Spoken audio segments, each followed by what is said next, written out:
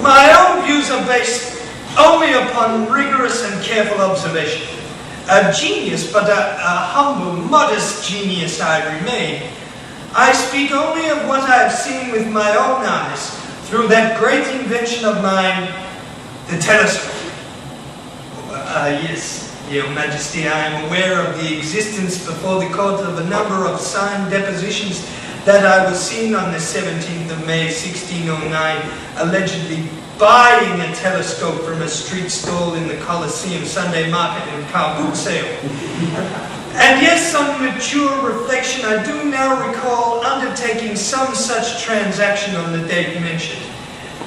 But I would not call the thing a telescope. Constructed with no understanding whatever of optical principles, it magnified just twice. Big deal!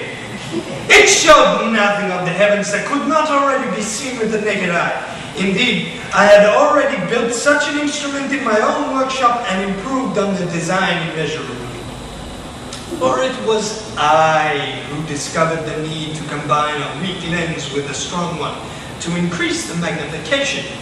It was I who invented new techniques to grind strong lenses to make an instrument which magnified 20 times, with which I saw the rugged mountainous surface of the moon, the phases of Venus, and the satellites of Jupiter. I thought I saw them.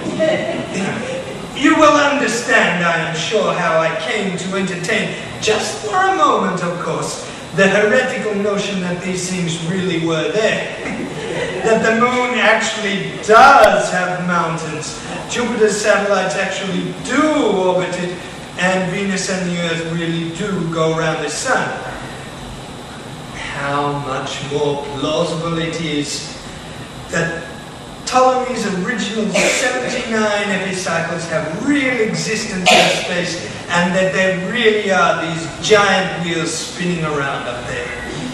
How obvious it is that Jupiter's so-called moons accompany it entirely by accident across the sky, moving on a further 209 invisible epicycles, pushed round by yet another flock of invisible angels. How clear it is that the phases of Venus and the mountains of the moon are just markings on their surfaces, painted there by God to teach us humility and for the chastening of upstart astronomers. Joshua saw a bush catch fire or turn into a pillar of salt, or Isaiah's dog gave a holy woof, which was really the bark of the covenant. Something like that. Whatever it was, this was the X-Files of the ancient world. God himself explaining in person and really convincingly that the sun really does move around the earth. Written thousands of years ago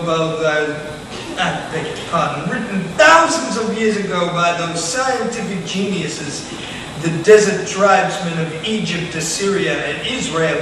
How obvious it is that the vague pronouncements in Holy Scripture about the earth standing still and the sun moving should be so much more accurate and reliable than pointless, time-wasting activities like careful observation, accurate measurement, mathematical analysis, and the scientific rigor of Occam's razor, Newton's toothbrush, and above all, and let me be clear here, Einstein's theory.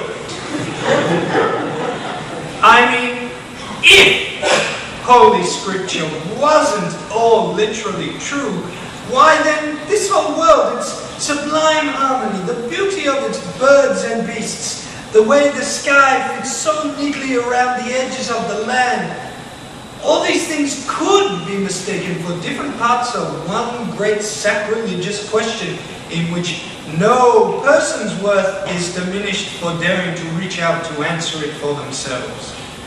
And where, O exalted ones, would that leave us? One day, there will be gigantic telescopes of such size that we can barely dream about now. 3, even 4 inches in diameter, With such instruments, the entire universe will be revealed to us, its deepest secrets laid bare. Nothing will remain hidden. I am no prophet, no one has accused me of that. But I assure you, O top-shelf sherries of the wine cellar of truth, that the more we learn, the harder, not easier it will become to find even vaguely credible explanations to square the words of Job, Isaiah and co. with actual reality. I am old. My work is done. It matters little if you convict me of this crime. I'd rather if you didn't. But if you do, it is not science which will lose out, but the church. The Old Testament prophets, wise as they were educated according to their time. They knew absolutely bugger all about science. If you insist on the literal truth of every word in the Bible, it will seem to all those who seek truth that the search for spiritual answers must be accompanied by a wholesale rejection of science, that there is no honorable path which includes both, and the rational study of the world cannot coexist with the soul's contemplation of the immortal questions of our existence. For, O masters of the universe, it is not the future of science that is at stake here. Thank you.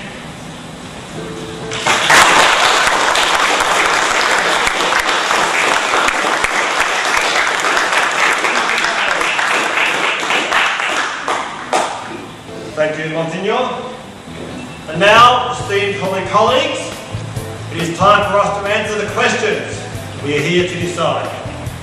Once and for all, Monsignor Galileo's guilt or otherwise on the charges of heresy, to wit, the earth and this business of its flying through space. Calling a holy person, to wit, myself, rude names.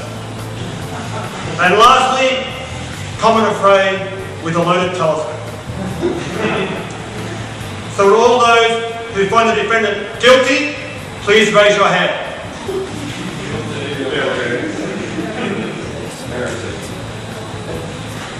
Thank you. Those who find the defendant not guilty? Go, man. Thank you. Silence, please. And so, my lords and ladies, in regard to the crimes here stated, I hereby declare the accused, Galileo Galilei, not guilty.